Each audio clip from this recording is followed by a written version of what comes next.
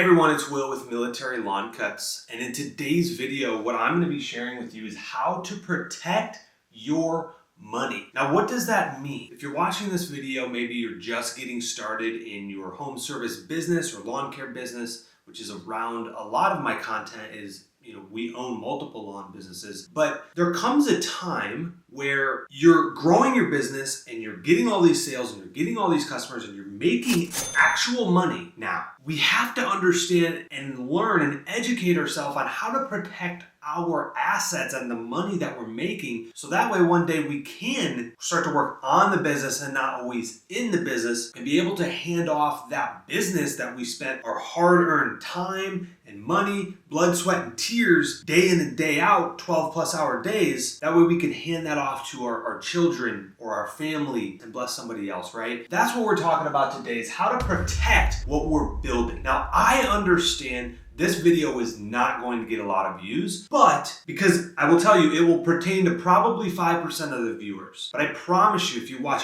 all the way to the end, you will have a much better understanding of business, how to play offense, how to play defense, and how to protect your hard-earned money that you make in your business. There was a study that was done. This comes from Rich Dad, Poor Dad version of Robert Kiyosaki, that they did a poll in America. They gave out a survey, an anonymous survey, a blank survey that basically said, individual that's taking the survey, how do you think in your lifetime that you're going to get rich? Like, how do you think you're going to get wealthy? The number one answer, I want you guys to guess, put it in the comments below right now. Pause the video. What is the one way that Americans voted that they were going to get rich? All right, here's the answer. The number one way was to win the lottery, okay? You go get a ticket and you win big, right? That was number one. But what was even more fascinating was the second answer. The second answer, the second most reason why people are going to get rich in America, the answer was through litigation, suing somebody, which was very eye-opening for people like me and maybe you that are building businesses, that tomorrow a customer or an employee could come to you and have a problem, file a lawsuit, and could potentially take everything that you have worked so hard for. So how do we protect that? That's what we're talking about today, right now. Protecting your asset.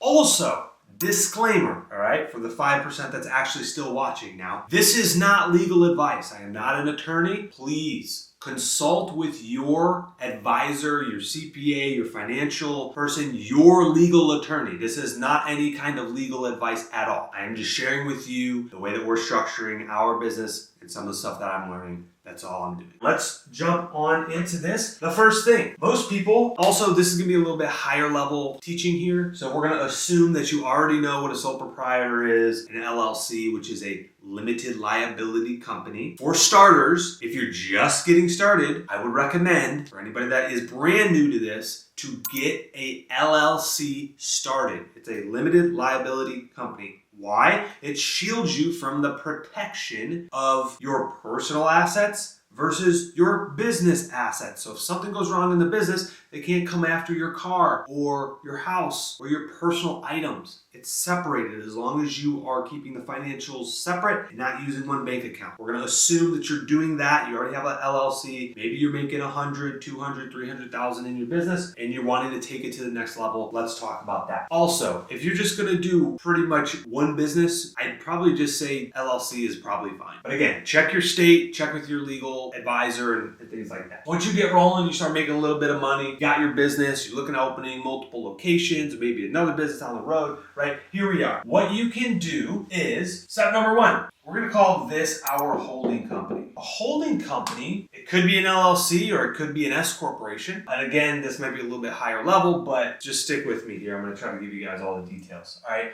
So you've got your holding company up here, and then down here, you have your lawn business. We'll say lawn business, and then we'll just put a number one, because we're going to assume you're a go-getter, you're going to do multiple locations, or maybe your lawn business is really successful and then down the road you want to open a pizza shop, or you want to open a coffee shop or something like that, or buy real estate. There's just so much stuff you can do. Let's assume that you've got your lawn business started, it's making good money, and you're like, hey, I want to protect myself. Great. Let's create a holding company at the top, and let's do a pure holding company. So there's a pure, and then there's a mix, all right? Between the two, I would recommend doing a pure holding company. What does that mean? That means there is absolutely zero operational expenses that are going in and out of the holding company. It's clean. It means basically when lawn business number one has profit, it basically takes that profit and it sends the money to the holding company. Maybe every month, maybe every quarter. And so it gets rid of its profits from lawn business number one, and it transfers the money up into the holding company, all right? The reason we do not want any expenses coming out, literally, it holds money. It takes money, it holds money, and then it disperses money. That's all the holding company should do. It should not be doing payroll. It should not be paying for insurance. It shouldn't be doing anything of that nature. It is a pure holding company. It parks money and it sends money. Why? Because guess what? Maybe you get really ambitious and you're like, you know what, Will, I want to start a second lawn business. So we're going to call this lawn number two. Great. You got yourself another lawn business, maybe 30 miles away. You get it started. Why? Well, you already built out the SOPs and you built the handbook for lawn business number one. How hard is it to just add another location on there? And you already know the processes. You already know how to hire people. You already know how to mow a lawn and to grow a business. So why not do a second one? Like you already have the blueprint. You've done it. You've built a successful business. Let's build a second one. Okay, great. Now you've got two lawn businesses. Well, guess what? As long as we're taking the profits, so what you can do is take the profits and push it up to the holding company. Now, when that day comes where you're like, well, I want to open up a second location, you can take the money up here and push it down to your second lawn business as a owner's investment to get things started, okay? As you can see, we are segregating. There's no transfers going back and forth to this business to this business. Ideally, they would both potentially have their own separate insurances. There's other ways you can kind of slice that up, but as long as you're separating, and this one has its own bank account, and this one has its own operations, and this one has its own payroll, and this one's separate, these are two separate businesses. So again, in a scenario where let's say one of your employees at lawn business number two accidentally rear ends somebody and now there's an injury and that person is severely hurt and they go after the business, guess what? They cannot touch, as long as everything's separate, they cannot touch anything on this business. Why? It's a separate business. And so as you start to build more wealth, and you know what, maybe down the road, you're like, hey, Will, everything's rocking and rolling. Our second location is going great. We want to buy a piece of property. We want to, instead of paying a landlord rent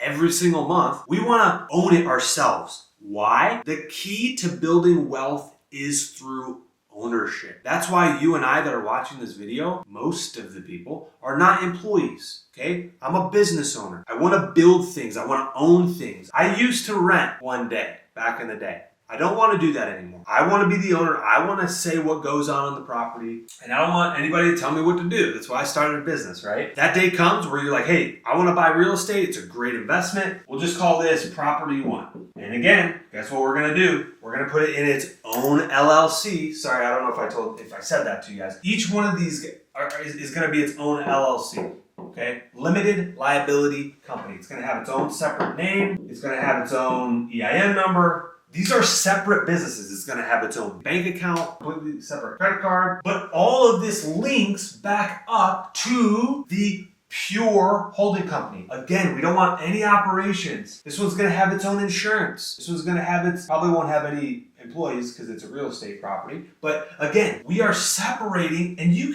guys can do this. Maybe down the road, you're like, you know what? I want to get into YouTube like Will because he's cool. And I just want to be like Will. He has a YouTube channel. I want to shoot content too. Great. Okay, media number one. Here's another business. We'll start it up, put it in its own LLC, and we'll protect our assets and protect our hard-earned money that we earn. Why? Because we're separating our assets out. And so in a scenario where everything goes bad and there's a lawsuit and somebody's coming after us in a business, it's not going to touch any of our other assets. That is the key. Hopefully this is making sense. If it is, and you're still watching for the 5%, do me a favor, because you are my go-getters, my heavy hitters, I would say. Click that subscribe button right now. Pause this, click the subscribe button. I do these videos for free. It's the least that you guys can do. help support the channel. All right, let's get back into this. So the last thing I want to tell you guys, and I fell into this trap. If you're there, don't feel bad about it. What I will tell you is, so we own 2 lawn businesses right now, and obviously we're structuring things similarly to kind of what's going on here, right? However, I am a very conservative person. I found myself playing too much on the defensive side. Also, by the way, this is a defensive measure. I do not recommend this for someone who's just getting started. Someone that is just getting started, please go put out some door hangers. Go pound the pavement with your feet. Go knock on some doors. Get on social media, on Facebook, and take a picture in front of your truck and post it and say, I need some jobs. Please do that first before doing any of this type of stuff. This is like, again, that 5%, that next level, the guys that are further down the road that already are close to a successful lawn business that want to now protect everything they've built for the last 3 to 5 years. But what I found myself doing is I would keep a very large sum of money in Lawn Business One for a rainy day. Because part of me is a little bit Dave Ramsey style, where I'm like, oh man, it's gonna rain one day. The IRS is gonna come and be like, all right, Will, you've been making all this money. We need $40,000 to backlog all the taxes. I don't know. Maybe, right? I just sometimes think of the worst, so I'm like, hey, I want to be prepared that day, so that way it turns a crisis into an inconvenience because I've got the money at least parked aside. Well, the beauty of this type of structure, what I used to do is, so in this lawn, in our first lawn business that was actually very successful, I would actually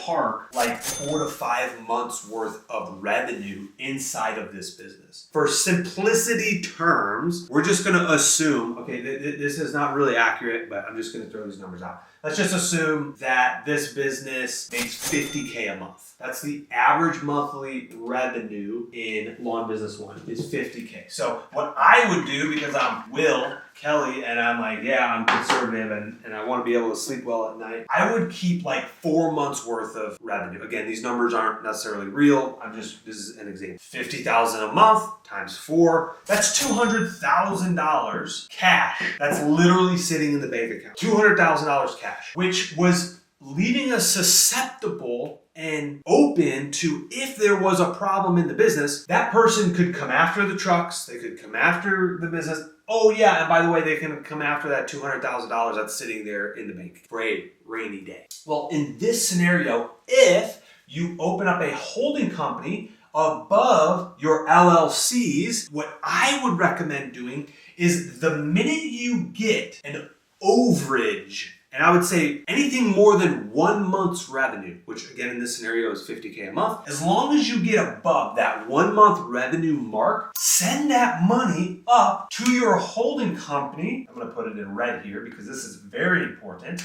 Send any overage money up to the holding company to hold. So that way, in a scenario where Lawn Business One goes down or is having trouble or going through a process through litigation because of a lawsuit, guess what? The other $150,000 got transferred up and is sitting in the holding company up here in cash. And guess what? They can't touch it. It's in the holding company.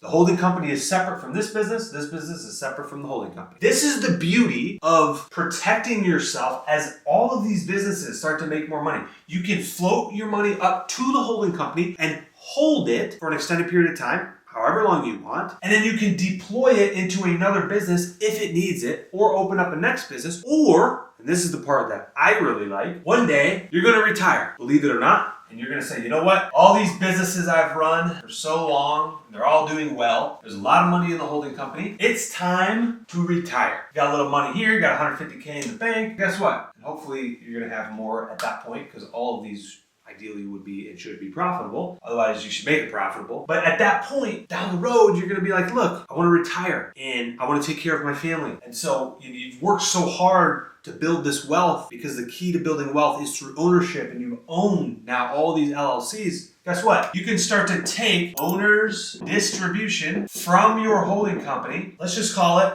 5K a month, or maybe 10K a month. 5K a month from your holding company, literally, as long as you can still own the LLCs, it's still making cash flow, you can transfer the money to owner's distribution, that can go straight to your bank account, ideally, hopefully the rest of your life. And what you do is you turn your holding company now into a retirement fund. A a retirement plan. Instead of investing in a 401k where you don't have much control, you have much control, much more control in these kinds of businesses, because I can market more and I can understand what a customer acquisition cost is and influence the market. Or if you have real estate, I can go in and put floors down and repaint to increase the value of the property. I have control of it. I can dictate and change some of the outcome. So it's very, very imperative that hopefully you guys understand this. This is what I'm learning, so I wanted to share it with you guys. Like I said, 95% of people watching this is really deep stuff. But the 5%, I'm hoping this helps you out in the long run. If you guys aren't structured like this, again, it's okay. We're literally just at the point where we have now 3 to 4 businesses, so we're getting structured that way. At the very least, please, please, please have a limited liability company set up. Go to your legal advisor, have them set you up if you're just getting started. Again, this is not legal advice, but you probably don't need an LLC if you only got 10 or 15 customers until you start making a little bit of money where you're like, okay, hey, I need to get things kind of squared away now. I got, 30, 40, 50 customers where I'm actually making some decent money here. That's when we went and got an LLC to protect ourselves. Hopefully this helps, guys. Hit that like button, and like I said, make sure you are subscribed to the channel. I'm just gonna keep putting content out every single week. We'll see you guys next week on Thursday.